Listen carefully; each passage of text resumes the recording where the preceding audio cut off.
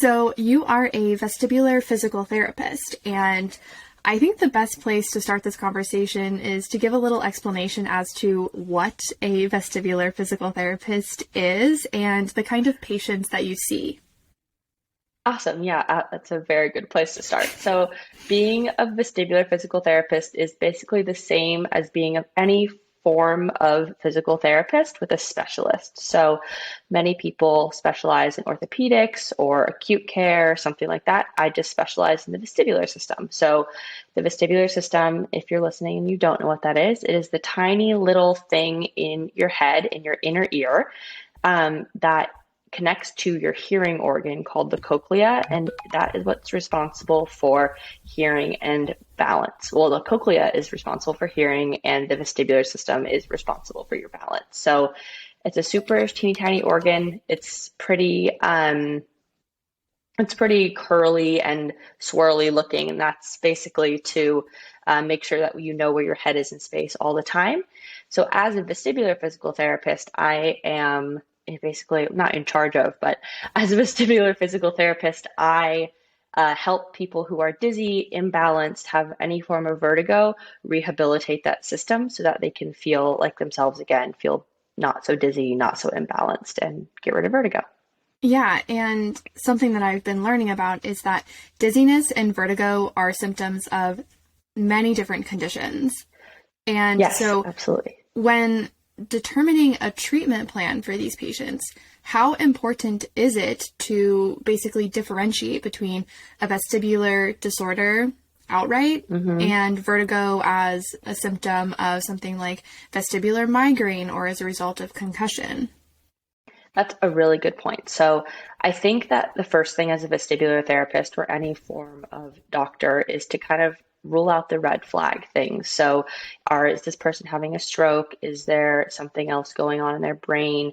Have they had scans, MRIs? And sometimes we need those things like imaging, and sometimes we can be pretty sure that we don't need those sorts of scans, sorts of extra tests. So it really depends on the way that the patient or the client describes their symptoms. So it is really important to ask if they've had a head trauma and if they might have a concussion, because that is treated a little bit different in the chronic and acute phases than a like vestibular migraine or vestibular neuritis. So a lot of the exercises are really similar that you would perform based on what kind of vestibular dysfunction you have.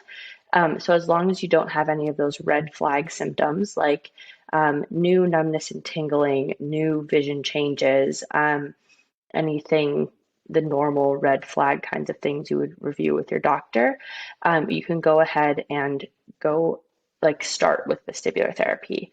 Um, there are sometimes I would say don't do therapy yet or do therapy now. So there is a little bit of art to that. Um, but yeah, definitely getting to the root cause can be really important, but it also can be irrelevant, which I know those are two very opposite ends of the spectrum. But as a vestibular therapist, at the end of the day, my job is to just treat the functional deficit, um, and sometimes the root cause. So that's sort of where the fork in the road starts, I guess, Okay, if that and makes so sense. when people are coming to you directly and maybe they do not have a head trauma, they don't have any hmm kind of precipitating event, do you just look at symptom clusters or how do hmm you determine kind of what route of exercises and therapy work best for different patients? Yeah, so I will look for patterns in their symptoms. So some things are more relevant to something like vestibular migraine. Some things, description of your symptoms are more relevant to Meniere's disease, sometimes vestibular neuritis. And so symptom clusters will definitely help me to determine what kind of therapy and what kind of treatment a patient needs. Mhm. For instance, if someone says, I've never been dizzy before, I have no history of anything. One day I woke up, I was super, super, super dizzy. I was dizzy for like a couple of days. It's been getting better since then, but I still feel a little bit off. That's when you start thinking, oh, I'm going to do the objective measures for maybe a vestibular neuritis. where that's an infection and an inflammation from a viral infection in your inner ear. Whereas if someone says, I have a history of migraine, I just started getting dizzy, or my mom has a history of migraine, but I get dizzy. Sometimes I get vertigo. I feel like the floor is slanted. Those things would point me more towards a vestibular migraine. So there are symptoms that are really similar, like I have vertigo for a short or long duration.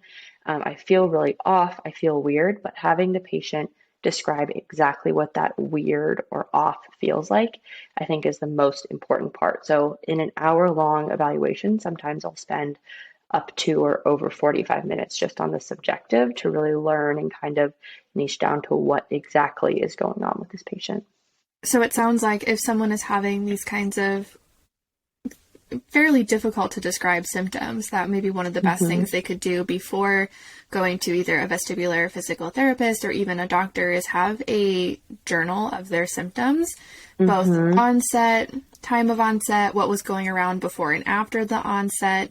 Is there anything else you recommend that patients note about their symptoms? Absolutely. So I ask patients, well, I used to work in a clinic and now I see everyone via telehealth. But when I worked in a clinic and I got the opportunity to do so, I would ask my patient to keep a log of their hydration, their food, and their symptoms, and sometimes their activity level for the week leading up to the appointment. So some people, their clinic will send out like a flyer or like a packet of paper to them, or they'll email it to them, and you can fill out all those things the week before your appointment. I don't recommend tracking everything for more than a few weeks to maybe a month, 2 months at a time, because it does tend to be something that starts to feel obsessive a lot of the time. And people with dizziness, there's a very big connection to anxiety with dizziness because the place they synapse is really similar, and dizziness in general is really scary. So it can feed into that dizzy, anxious, dizzy cycle that we're trying to break by tracking too much. But I do recommend before you go in, trying to track your symptoms, what it feels like. Try to put a name on it, even if the name sounds silly. Trust me, I've heard them all, and none of them are silly. Um, Hydration, food, symptoms, activity. Those are the things that I would try and track. And then if you can write down the barometric pressure changes from day to day in your area, sometimes that can be really helpful and a telltale sign for some different things. Oh, interesting. And do you find that barometric pressure is a really common trigger of vertigo and dizziness? Hmm. I find people with Meniere's disease and vestibular migraine tend to be pretty pressure sensitive. And then Meniere's disease is kind of cousin, you could call it secondary endolymphatic hydrops, which is the non-progressive form of Meniere's disease. That's also very sensitive to pressure and weather. Interesting. So I'm more educated on the migraine side, but for migraine, there can be increases in pain and light sensitivity and also vertigo or dizziness if people have those as common symptoms when there is a big storm with pressure changes, as you've said. And so what I have read a little bit of research, because I'm always interested in backing things up with science, is that they think that migraine patients basically register the barometric pressure changes through the retina and through their eye. But I'm wondering, is there any other science or theories behind why vestibular patients might react to barometric pressure changes? So there are some, so basically okay, let me start over. Your middle ear is the part between your eardrum and your inner ear, where kind of like it's deep into your skull. And that is a pressure sensitive area. And so you can relate to this if you've ever popped your ears or felt like you had like a sinus infection and you need your ear to like do that thing, right? That's your eustachian tube, and that regulates pressure in your ear. So any change to that in general can be pretty irritating for people. And then the vestibular system itself is a pressure sensitive thing. So ear fullness and stuff like that can have to do with weather changes, not necessarily because of your retina. That's very interesting. But because there is like a pressure fluctuation issue sometimes in the inner ear itself because it's full of fluid. The fluid air pressure volume thing can be relevant there. That makes a lot of sense. So in your work on your platforms, you give a lot of examples of exercises to treat vertigo or vestibular disorders, and not exercises in terms of, weightlifting or running, but very specific brain training exercises. Just to give people an example, one exercise that I've seen you do is you hold your hand out in front of your face in a thumbs up position, and you shake your head from side to side, back and forth, while focusing on your thumb, essentially saying no with your head. And these seem maybe a little abstract to people and a little random. So why do these kinds of exercises work for vestibular symptoms? Absolutely. It's a great question. And that is a very good description of how to do that exercise. So that exercise is called VOR times 1. And most vestibular exercises, you're working on your vestibulo-ocular reflex. And what that means is your vestibular system, which you have on both sides of your head, should fire at the same time, saying, I'm looking forwards at all time. So the way I like to explain this, and it's harder over audio, but I'm going to do my best, is I put both of my hands up to my ears at the same time, and they're both just straight up and down, and I move them back and forth a little bit, and I say, I'm looking forward, I'm looking forward, I'm looking forward. Now, when I look to the right, my right side fires more, and my left side fires less. So my left hand is closed now, and my right hand stays open, and I say, I'm looking to the right, and the same thing happens when I look to the left. And all day long, those two things should fire and say, I'm looking to the right, I'm looking to the left, fires more, fires less. When you have a vestibular dysfunction, typically, not all the time, it's a unilateral hypofunction, meaning one side or the other isn't working to 100% accuracy. And that will make it so that your gaze doesn't stay stable. Your vestibular system, or one of its many jobs, is to keep your eyes still while your head is moving. So if you put your thumb out with me right now and you do this thumbs up position, you stare at the crease of your thumb or your thumbnail and move your head right and left, sort of in a 60 degrees total sweep. So you really don't have to go very far right or left. While you're doing that, your eyes should stay stable and your thumb shouldn't move. If your thumb starts to move, and you're going less than 240 beats per minute, then you might have something called gaze instability. What that means is your gaze doesn't stay stable while your head moves. So that exercise is called VOR times 1. There's a times 2 as well, but times 1 to keep your gaze stable. So it's the most basic of the vestibular exercises. And sorry to interject, but so you said 240 beats, that's how many times you're shaking your head, or what is that measuring? So that's the speed at which your head can move right and left while your eyes should be able to stay still. Oh, wow. That seems very high. Very max. It's very high. Okay. If you play it, you can Google a metronome and click 240. I wouldn't recommend shaking your head if you're doing anything right now, or if you're a person who is dizzy.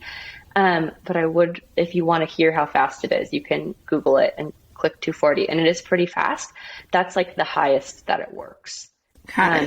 It starts to work at half that speed. So from 120 to 240 is that speed where your vestibular ocular reflex works. Before that, it's just tracking.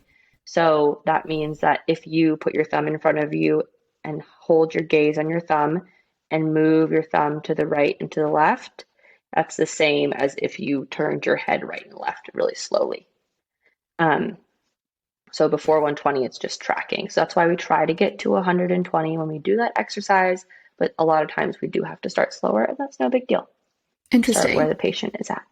And so from a patient perspective, what kind of improvement can people expect to see from these exercises? And is it something that everyone can expect to see improvement with?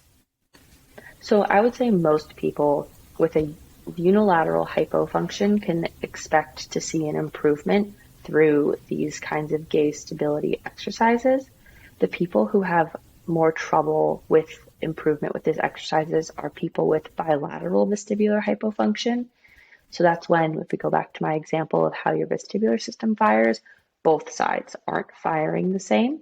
And you can diagnose which side is firing through exercises, or is that easy to ascertain from the way that people function in day-to-day space? There are a couple of tests that we can do in physical therapy, or you can have what's called a VNG test, and people call it a balance test. It's really a vestibular test to see which side works more effectively or is affected. Interesting. But regardless, you shake your head right and left, even if just the right side is affected or left side is affected. But if both sides are affected, you can't use the unaffected side to compensate or adapt to the affected side, which makes it more difficult overall for that exercise to work. But the exercise itself should help you to improve gaze stability. So if you've ever been walking down the street and you feel like the horizon bounces or moves while you move, that is a symptom of gaze instability. And that is the thing that people are looking to improve with that exercise. So you can do it right and left. I know that's what way I do it on my platforms on Instagram and everything. You can also do it up and down. I've done it diagonally before. You can have fun So with there's it. a lot of different there's a lot of different things that you can do with it and a lot of ways to make it harder and easier. It's all about exactly where the patient is in their rehab journey. Something you mentioned earlier was that patients may not be able to just treat with vestibular physical therapy. And I know you've talked a lot about on your page and on your Instagram, your website, and your Instagram, is that treatment is highly multimodal, as you call it, in the sense of you need multiple different avenues, sometimes from medical and Western doctors to physical therapy to mental support from therapy or maybe cognitive behavioral therapy or other things that really take a whole body approach to treating vestibular disorders, which sounds great on paper and makes a lot of sense when you're reading through it and thinking, oh, of course, like this is my nervous system. We need to address every aspect of my nervous system. But as a patient who's having symptoms, that can feel very overwhelming, and it can be really hard to put together a comprehensive treatment team when you're not feeling well. So I guess my question is, where do you suggest a patient starts? Like what are, we'll say, the first 2 steps that people should take on when trying to treat vestibular symptoms? That is an excellent question. It's a really tough thing because a lot of people, and I'm sure if you're listening to this and you ever been dizzy and gone to the doctor, a lot of doctors especially don't like to treat dizziness. I don't know what it is, but it's a thing in the medical community. I'll be the first to admit it. A lot of people don't like to do it. I personally, it's all I treat. It's all I want to figure out and learn about. But for a lot of people, that's not for them. So it can be really, really difficult. Something that I would recommend you find, because we tend to be really passionate about the vestibular system, is an excellent vestibular therapist. If you can find a person who just treats vestibular patients, only treats dizzy people, or at least is over 50% of their caseload, that's a really good place to start because there are a subset of physical therapists who just want to do this all day. And you can check vestibular.org / I think it's healthcare-directory for a list of physical therapists who treat mostly vestibular disorders. And if you can in your area for a medical doctor who can help you with this, I would recommend trying to find a neuro-otologist. So it's different than a neurologist and it's different than an otologist / ENT / otolaryngologist. Those are all the same kind of doctor. They just have a lot of names. So a neuro-otologist is a person who specializes in the vestibular system. So some of them will do things like cochlear implants. Some of them treat only vestibular migraine. It really is dependent, but they are specialists in the vestibular system. There are a few listed on the vestibular.org healthcare directory. There, I think, are 7 or 8 in all that are listed there. So they are hard to come by.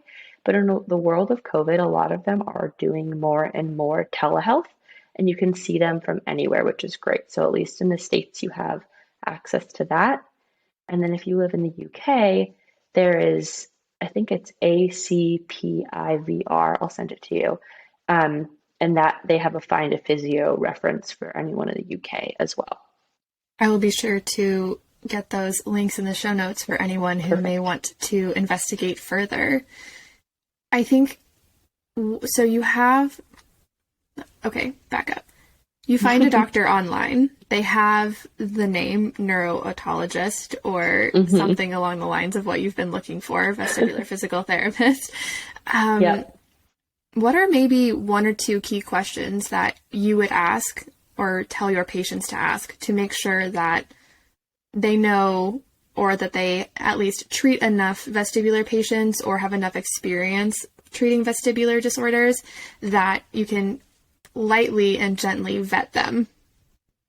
Yes, that is also a great question. So I would ask on an average day-to-day basis how many vestibular patients they treat or how many dizzy patients they treat. And I think that every time I get an email from a potential patient, they will ask me, have you ever treated X? And usually the answer at this point is yes. And it's something I'm at least familiar with. And if there's only one person in your area and they're like, I've never treated that thing before, you can always ask them how much research they do about vestibular disorders because there are some vestibular disorders that are pretty rare that I've never seen. And so I'm the person who says, I've never seen that. I'm going to be honest with you, but before our first appointment, if you schedule an appointment, I'm going to go online up to the research databases and look up all the things about rehab, about your disorder, what's going on, what the best and most current practice is, the gold standard of whatever it is that we're dealing with here. So that's the person that you want, the person who's at least willing to learn about what you have. And I think that goes with any illness or chronic illness. If your doctor is willing to learn or not is a big deal. So Absolutely. those are the things that I would ask. And I don't think they should be offended or a person should be offended if they get asked that. And that's also a good thing. If you ask and they get offended, go find a different doctor. Excellent suggestions. And so, going back to just vestibular physical therapy, do you find that most patients use and have success with the therapy just in terms of acute symptoms, or say they go for a few weeks when they're having a really bad spell of vestibular symptoms, or do they use it more preventatively of they come a few times a month for a very long time and that helps them control their symptoms? Absolutely. So the way I see patients is I try not to get them super acutely unless it's a vestibular neuritis, then those things, that's something that we can start treating immediately. But if it's something like vestibular migraine or maybe Meniere's disease, I actually don't recommend those patients do exercises if they're in the middle of an attack. So if you're feeling really dizzy, if you're having a really bad attack, my recommendation is to reschedule your appointment. Like I have a special cancellation policy for my migraine patients, and to not do your exercises, instead to do things that make you and your brain feel calm. So I'm talking with another physical therapist on Instagram tomorrow about good acute treatments. So that would be on the 20th of December, if you want to scroll back and look into that. But things like grounding and just being calm, trying to fixate your gaze on something, maybe using your rescue kit that you and your physician have decided is good for you. Any of those things are great in the acute phase. And then after that, when your brain is calm and when your neurologist or neurotologist or ENT or whoever you're seeing and your vestibular therapist have agreed to start vestibular therapy, when your brain is willing and able to accept vestibular therapy, that's the time to do that. I recommend going every week, usually for a few weeks. So that's going to be anywhere from 3 to 6 to 8 weeks, maybe every week, depending on your best plan of care. And of course, that's between you and your therapist. And then you can start to kind of drop off from there, depending on your exact needs. So I have some patients who I saw for a month, once a week, and they're like, hey, I know how to progress this. I know how to do this. I'm going to make this faster or more difficult for myself on my own. I'll see you in 2 weeks. And I actually think that's really an important step because I don't want to see anyone forever, right? You don't want to see me forever. I don't want to see you forever. The job of a vestibular therapist is to give you the tools to manage your dizziness symptoms. So then you go maybe every other week, and then maybe once a month, and then maybe you're good to go. There are some other people who need some more intensive therapy, and I'll have them come every week for a longer amount of time. But it really is so variable from person to person. I don't think I have two people who have ever been on the same treatment plan, duration, anything like that. And that is one of the reasons I started a practice, because I decided I wanted to be able to do exactly what my patients needed all of the time, rather than have anyone else besides me and my patient delineate exactly what we were going to do. So it does depend. A mark of a good physical therapist. Thanks. Something that we've kind of been tiptoeing around is the concept of neural adaptation, which is the brain's truly incredible ability to unwire and rewire, or many people may have heard the saying, nerves that fire together, wire together. Mm-hmm.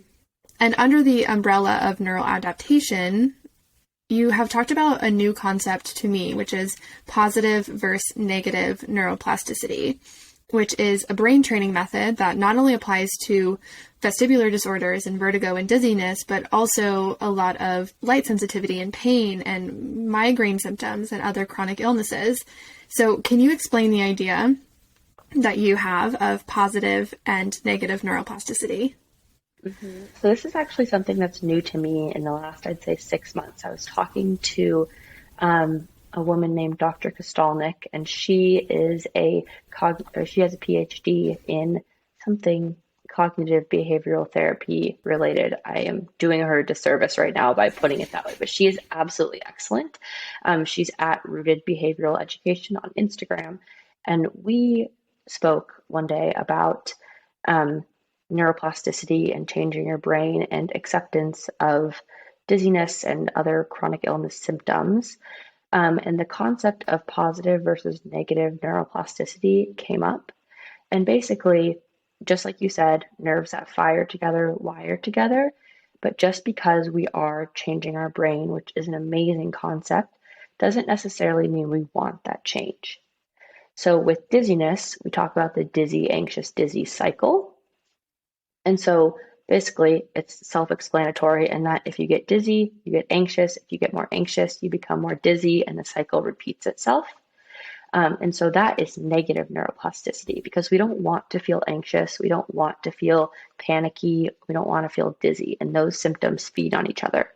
So if you're able to break one part of that cycle or the other, so either the anxious part or the dizzy part, that those symptoms in general can become more positive and work towards the positive neuroplasticity train. Positive neuroplasticity is sort of like learning anything, right? If you want to learn a new skill, that's positive neuroplasticity, because you're learning how to do hand-eye coordination for juggling or something. If you try to juggle, and every time you juggle, you get really, really angry, and then that inhibits your ability to juggle, that would be negative neuroplasticity. So you can do it with anything, pain, light sensitivity, anything that is a symptom for you that leads down this negative path every time. Part of cognitive behavioral therapy, which I don't practice, but I think is such an important thing, is you are in charge of your thoughts, and you can try and replace that first thought with a second thought. And although I'm not a cognitive behavioral therapist, I try to not enforce those things, but reiterate those things to a lot of patients where we talk about, okay, I'm in charge of myself. If I think, okay, I'm feeling dizzy, now I feel really anxious. Okay, let's take a second, take a break, get yourself in a quiet space, do some breathing, so that instead of every single time you're feeling anxious, or every time you're feeling dizzy, you automatically go to that anxiety. We can at least practice trying to override that feeling. It's a similar concept from my teachings that I've at least had in mindfulness and meditation, from the sense of you have to be self-aware enough to observe your thoughts and then be able to realize and recognize when a thought is not you and it's an automatic reaction, and then to intentionally override that thought. And it does take time and practice. And I'm actually wondering, have you ever heard of Curable, the app? Yes, I have heard of that app. Okay, because Yes. this conversation made me think of it because although Curable is very much centered around pain, I think a lot of the concepts that they teach around how to conceptualize a big symptom, we'll call it, instead of pain, Hmm. would apply across migraine, vestibular disorders, chronic back pain. I mean, it's Hmm. mindfulness, but it's put into tangible exercises and concrete meditations and teachings that I think many people can learn from. Have you ever had a vestibular patient go down the curable rabbit hole? I have not, but it's something that I've been looking more into because I think it can be really helpful. And I know what I'm about to say is a really like broad statement, but I think a lot of things like in chronic pain can be applied. You can just like replace the word pain with dizzy or dizziness, and really the same concepts really frequently apply because just like you were saying with the mindfulness, like putting something concrete onto something abstract, being aware of it and saying, okay, this is happening, this is present, and I'm going to choose to put it over here, which is so difficult in practice and really easy for me to just sit here and say, can be really, really helpful, though. The thing I liked about curable, because you're right, those things, when the symptom is so heavy and so debilitating, that seems Hmm. impossible. It seems impossible to get any space from it. It seems impossible not to be terrified when the world feels like it's spinning or you're in so much pain you think your skull is cracking open, which many people experience every day. But curable there's writing exercises, and I am not affiliated with them. This is truly just my own experience and how much it has helped me. I'm not getting any kind of kickbacks. I realize it's starting to sound like that. It's But fair. the last thing I'll say about it is that it just has a really diversified approach. So there are writing exercises, journaling, meditation, and education. And I think I knew a lot about meditation. I took a mindfulness and meditation course, and I knew a lot about neuroscience. I understood neural adaptation and neuroplasticity from a scientific perspective, but I had never had the triangle come together with mindfulness and meditation, neuroplasticity, as well as my debilitating symptoms. And I think that is the magic of curable. I have heard Yeah. patients who have said, and I'm curious as to what you would say to a patient who says this, but I've talked to people who use curable and don't find that it helps them and it doesn't serve them because it tends to sound like it's their fault and that they have so much control that when they're having a big symptom episode or a big flare, that if they can't get out of it or if they can't control their thoughts and they can't squelch the anxiety, that it is then their fault. What would you say to someone who has that reaction? Because it's a very It similar concept to the positive and negative neuroplasticity. absolutely. I think that part of having a chronic illness is acceptance. And they say acceptance is the first part of anything, right? Like I'm accepting I'm here, whether you are moving to a new place and you don't like it, or we're talking about chronic debilitating illnesses. So acceptance is definitely the first thing here. And I think that people are not going to benefit from most kinds of therapy until they get to that phase where they can be like, okay, this is what's happening. Now, how do I manage it? And I think that cognitive behavioral therapy, or no, acceptance and commitment therapy, that's the kind of therapy, if you can't get to the acceptance part, that can be really, really helpful because that can say, okay, let me at least help you with this place that you can feel comfortable managing these things and starting to learn how to manage these things, whatever the symptom is. Um, and those people, I tend not to say that they should start vestibular therapy yet. If we're going to draw it back to that specifically. And I think the same thing with curable, where I've heard really amazing things.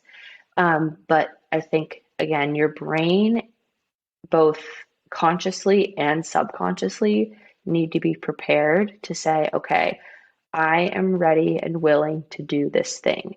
And even if you say to yourself every day, like, I'm going to do this, you still might not be subconsciously ready to do it if your brain is giving you that kickback of like, it's your fault, it's your fault, it's your fault, which it's never your fault. It is not on you. Um, but the acceptance part first, I think, is really a big deal.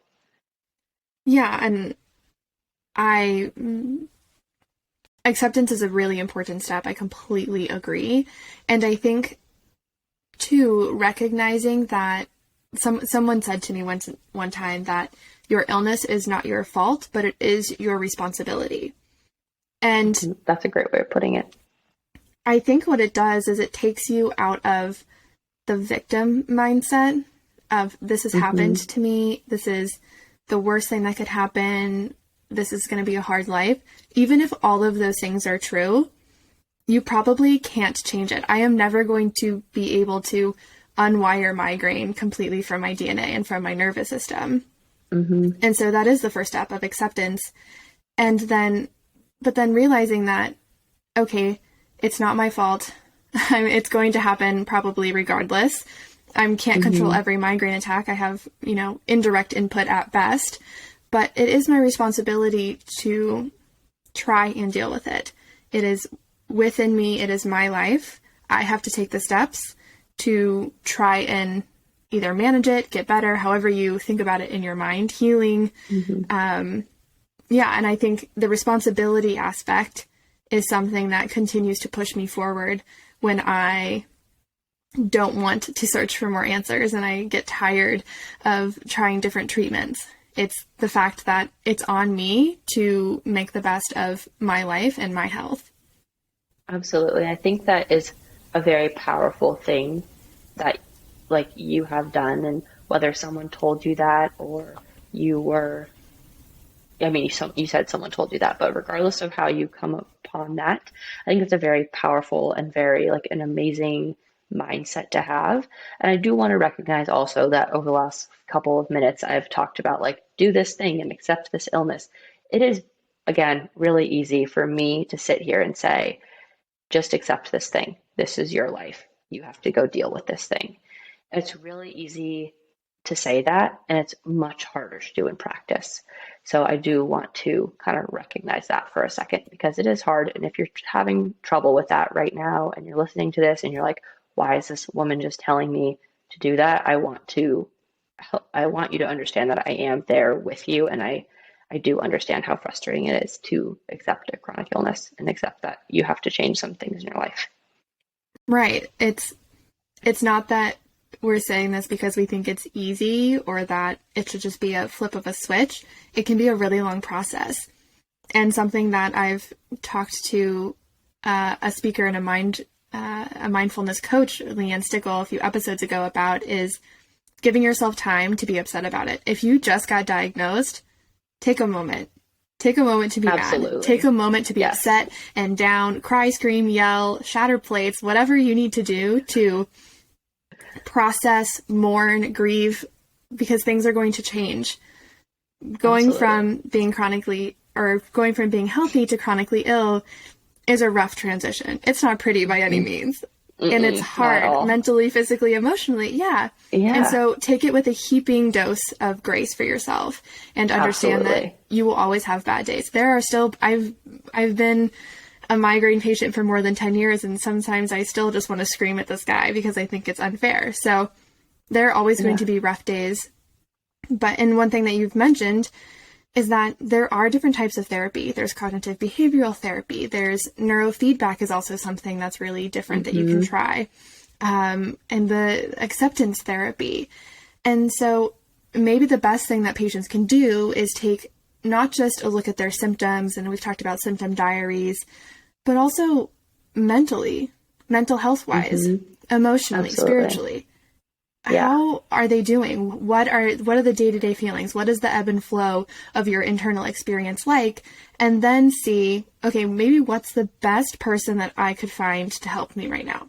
If the mental aspect is the most debilitating, when you look at it compared to your symptoms, maybe acceptance therapy is where you start, or maybe cognitive behavioral therapy, or even talk therapy, whatever you think sounds intriguing or potentially helpful to you is probably the best place to start. Absolutely. I couldn't agree more. I think that starting where you're at and just meeting yourself where you're at is so important. I know sometimes it's hard to be like, I'm just going to do this one thing because you want to try to throw everything at the wall and see what sticks. But like, you can't do that. You have to be like, okay, which thing is the most frustrating to me? I'm going to address that first. And that is a really important step. It's a great point. It's kind of sanding down the pyramid from the top, because if you Mm-hmm. start at the bottom, you're going to get so exhausted. And overwhelmed. I now have a series of doctors and a comprehensive medical team, but that took 5 years of intense effort and support from my family, looking for people and putting it together, and different referrals and word of mouth. And so I always tell myself, whenever I have a big project and I get overwhelmed, I just keep saying, Rome wasn't built in a day. Don't think that this is something which is very cliche, but it's so true, Yeah. big things and great things, and, putting an entire care team together, it's not going to happen overnight. That is not an easy feat. No, Not at all. And doctors retire, they change hands, they move clinics, they have full schedules, they go on vacation. I mean, there's lots of things, insurance barriers of probably most of all, it really make what we're talking about as far as a comprehensive care team and bimodal treatment complicated. Absolutely. And just knowing that you're not the only one who's dealing with the difficulties and the frustrations around this complicated system and complicated illness, and that it's normal to be frustrated, but be somewhat disciplined in the sense of not letting yourself sit and fester in the frustration for too long. Absolutely. Like we were saying before, you can scream and yell and break plates and do all of that, but then choosing, you don't even have to choose a day, but sometimes I've had people like mark it on the calendar, like that day is the day that I'm going to do one thing. I'm going to do one thing this Sunday and just see where it takes me. And sometimes that can be really successful and helpful. Just give yourself one thing. Right. I think it comes back to another concept of find your minimum. If your minimum is one phone call to one doctor's office on a Sunday afternoon when you know you're going to be home, that's great. Do that. Maybe next week your minimum is 2 phone calls. It can be as simple. Baby steps are still steps, right? So whatever you can manage, whatever you have the mental bandwidth for, is still progress. Absolutely. I couldn't agree more. Do your minimum. Yeah. All right. Well, did I miss any big vestibular disorder topics? I don't think so. I think we touched on all of it, but I'm going to give one plug to the thing that I think is most important. Not Please. most important, but up there with the most important thing is don't stop moving. Your vestibular system is like a gyroscope. So if you think about kind of like the inside of your phone and you can kind of shake it around and the cone of like Google Maps or whatever like moves, right? Your vestibular system is like that. And the more you keep your head still, the more you avoid position changes, the more you avoid turning your head while you walk, the worse your vestibular system is going to feel. Do the movement in a safe environment, go to the physical therapy, find a safe place to move and exercise, but don't stop moving. And that can be even general exercise, movement, walking to work, absolutely. biking to work, taking the stairs instead of the elevator. It can be small and big movements. It could be small and big movements. I mean, I have a workout class that I do for people who are dizzy and have vestibular dysfunctions that's made to help you move and strengthen your vestibular system without becoming dizzy is the basis of it. But it's because I think the most important thing that you can do for your vestibular system is to move. And maybe that's like a shameless physical therapy thing because our education is based in movement, but it is incredibly helpful. People who move during vestibular rehab on like a general exercise program tend to do better than those who do not. So don't stop moving. There's a lot of science to support that slogan. Absolutely. Don't stop moving. Don't stop moving. Don't Keep stop moving your body. Exactly.